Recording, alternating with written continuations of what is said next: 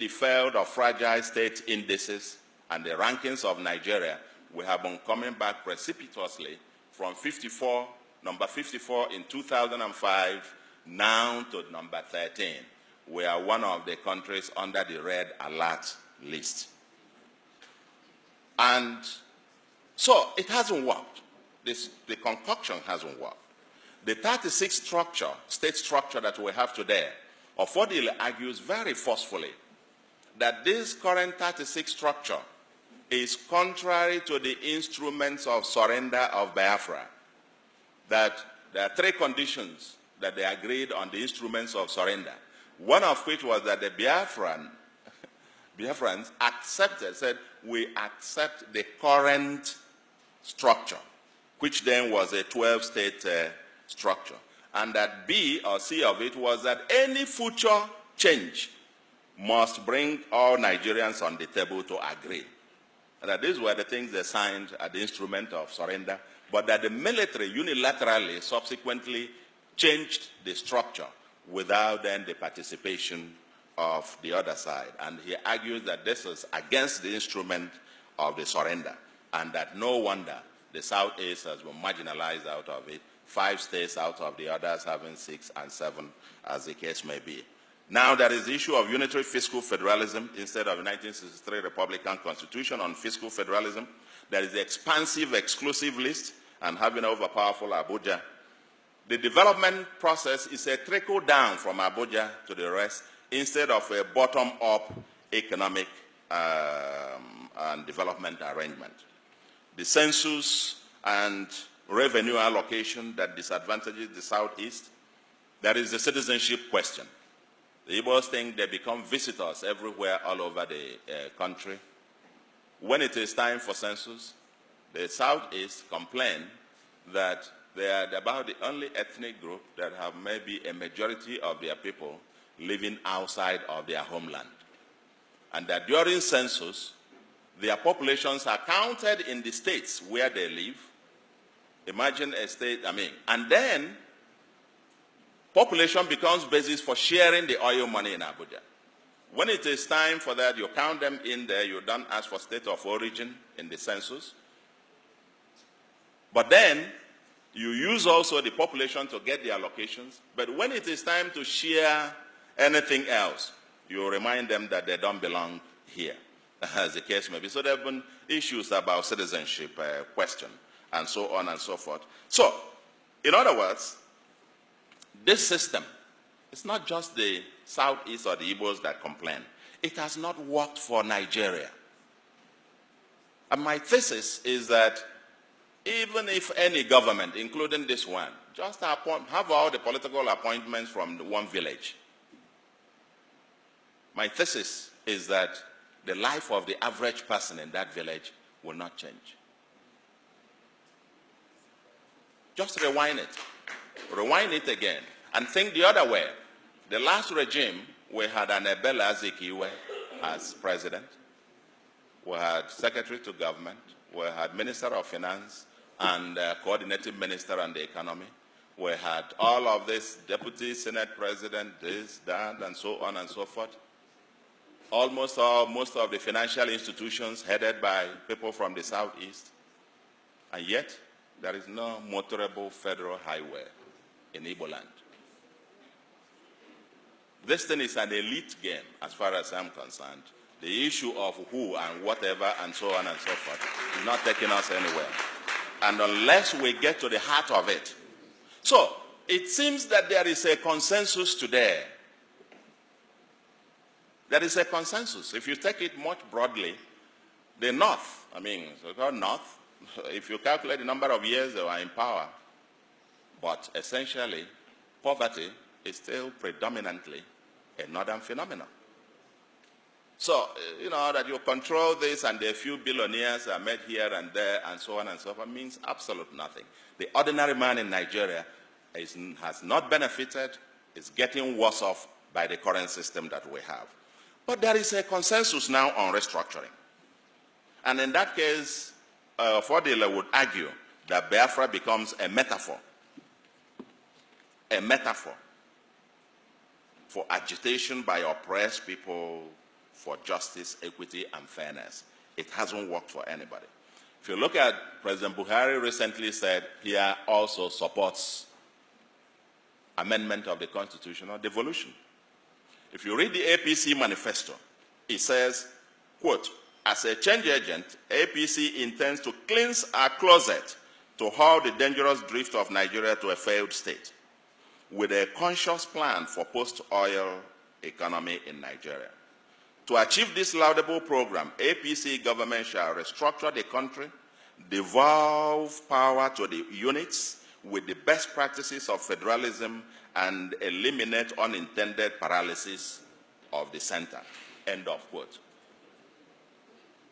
This is the government in power that controls 23 states. This is the APC manifesto. So, and the Southern People's Assembly talk about the same thing. The Afenifere's position on the National Conference, if you read it, talks about the same thing. The National Conference report talks, supported by PDP, the same thing. So what is holding us? I must say the goal of this bit should be political stability and economic prosperity. In my view, a competitive federalism. We can write a book on this aspect of competitive federalism. Compared to the First Republic, when everybody had theirs, they had the resources, especially on revenue, a fiscal federalism. We've argued before, leave everybody their own thing, let them pay taxes to the center. This umbilical cord where Abuja will set wage for everybody all over the country, and so on and so forth. It was for a time when oil money paid for it. Not anymore. Even in the US, you may have read about the governor of Maine, that the wife of the governor had to take a job in a restaurant to augment their income. Because given the state of Maine, the salary of the governor was not enough for them to survive on. And the wife had to take a job in a restaurant. The governor of Maine's salary cannot be the same as the mayor of New York, and so on and so forth. But here we've done all of this. Abuja controls it. Anyway, that's for another day. But what is holding us now, what I call as matter arising, is that the devil is in the details. Let the debate begin. What exactly do we mean by restructuring? The National Conference report, for example, is a beginning. But in my view, doesn't go much. It talks about creating more states, which misses the point. It's still more of the same. We are saying the ones that you have are not viable. 20-something states today cannot pay salaries. So what are we talking about?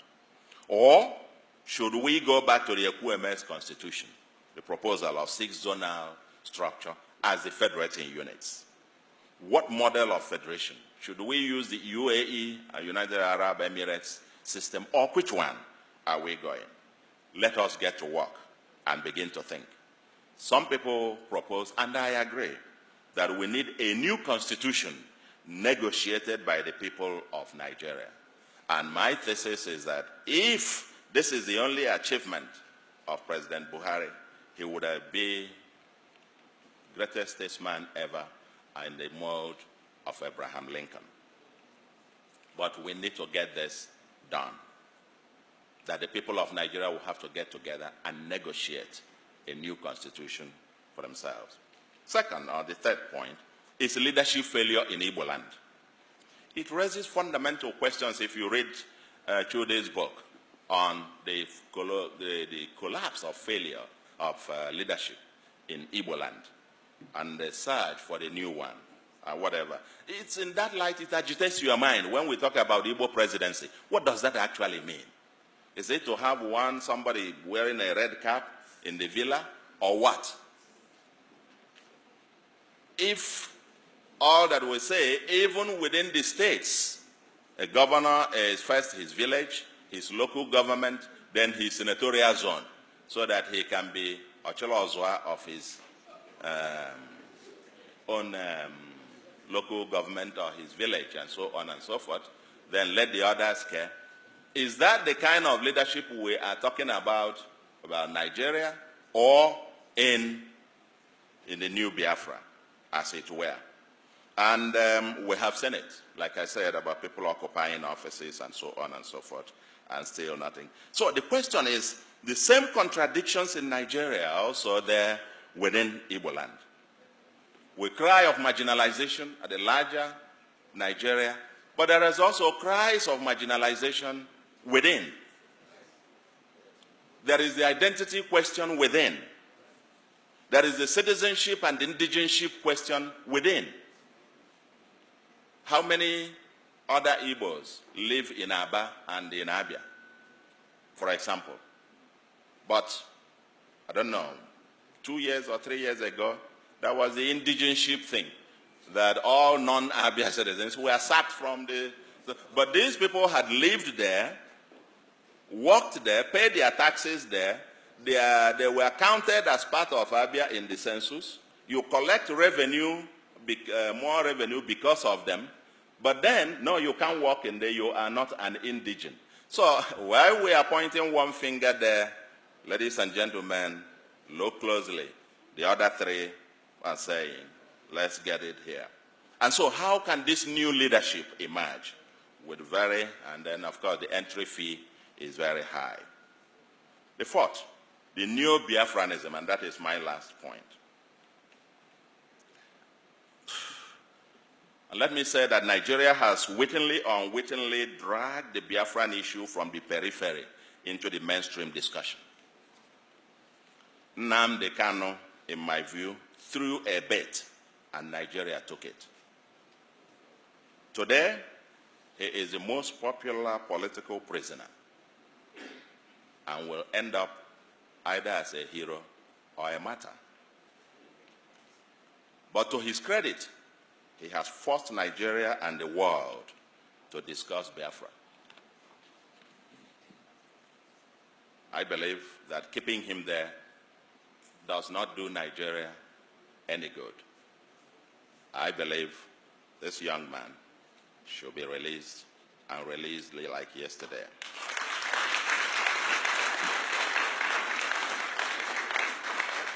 I will not be surprised if he becomes a subject of the next political campaigns. Just like we dealt with Awolowo, who was convicted and imprisoned of treason, or Gowon, charged with treason, or even Ojukwu himself was forgiven, and so on and so forth. I don't want to make any predictions, but I believe we need to solve this. Because according to Ofodile, this book, quote, he said, the lesson to be learned, if anyone cares to listen, is that the detention of Nnamdi Kanu, no matter for how long, will not stop the agitation of Biafra, end of quote.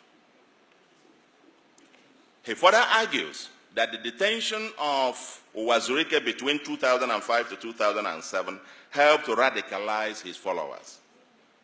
The same thing happened when the leader of Boko Haram was killed. His followers became more radicalized. Detention of Nnamdi Kanu, I never heard of him before this time, to be quite honest. Never heard of him. I didn't even know about the IPOB or whatever thing. Until this thing, and you now realize globally it's become an issue and it's become mainstream.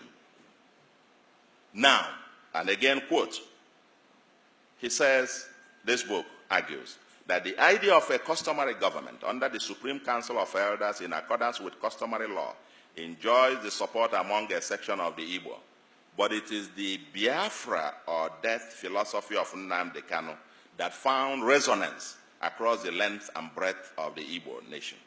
Therefore, there cannot be a resolution of the Biafran dilemma without a wholesome engagement of the Nnamdi Kanu stroke Uche Mefo faction of IPOB. End of quote.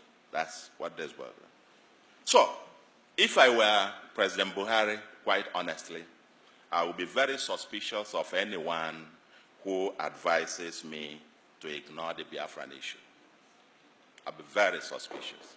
Anybody who says that is either ignorant or being mischievous or quite patently doesn't mean well for the government itself. It probably wants the same government to repeat the mistakes of the past so that it could lead it down the train. We must start learning in this country. So let's talk Biafra. Where are the Igbo elite and the intelligentsia in all of this, especially those in Nigeria. It seems, as this book points out, this is being driven mostly by the Igbo intelligentsia in diaspora, the new resurgence. The new ones within, there seems to be a division, 3 classes you can identify. The ones within the mainland, and I'm shocked, and you discussed, they have a different point of view. Those in diaspora within Nigeria, so to speak, who are in Abuja and Lagos and so on and so forth, Kano, Kaduna, and so on. And an elder was asked about that, living in one of these northern states about Biafra, and I asked him, what do you think about this Biafra? He said, well, I just didn't know.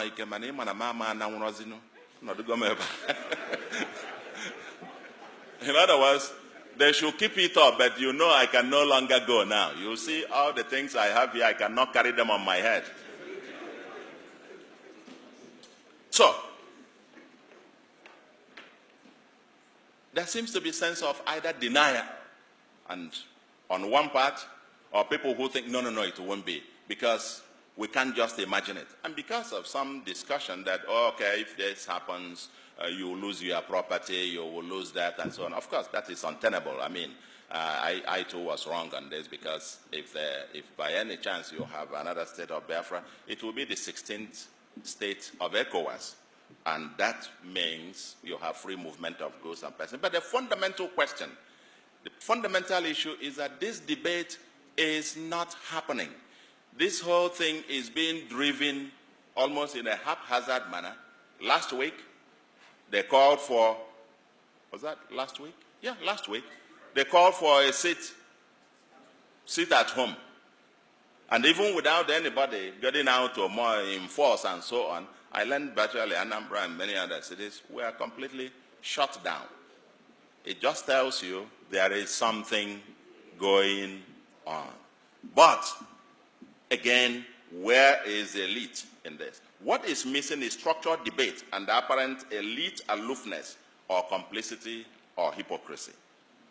Elite in denial. For the politicians who think you can just, let's use them temporarily, let's use them.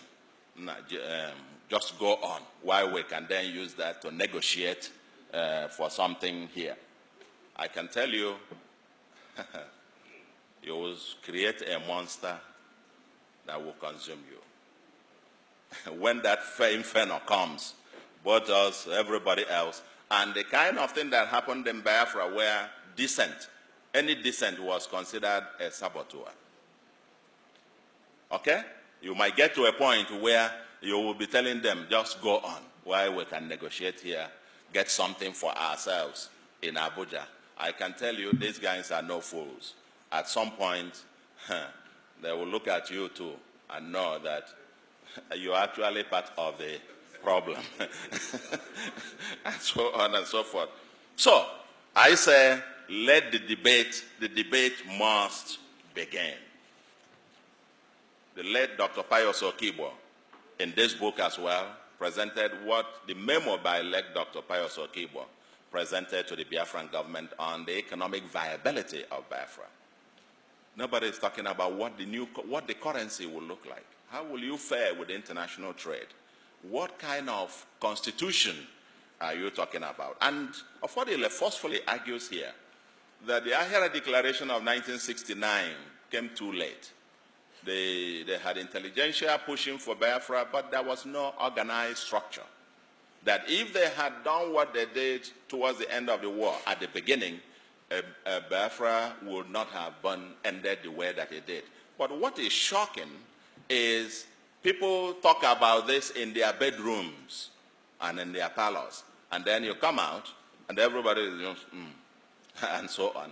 I'm sure it will not take long. So what I am calling is that we must, the elite, the intelligentsia, get out of the closet and let us, now that the issue, the president in New York made a point. He said there will be no referendum in Biafra.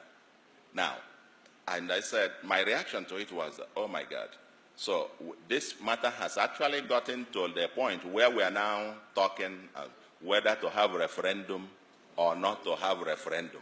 The moment you've reached that point, it tells you that it's only a matter of time.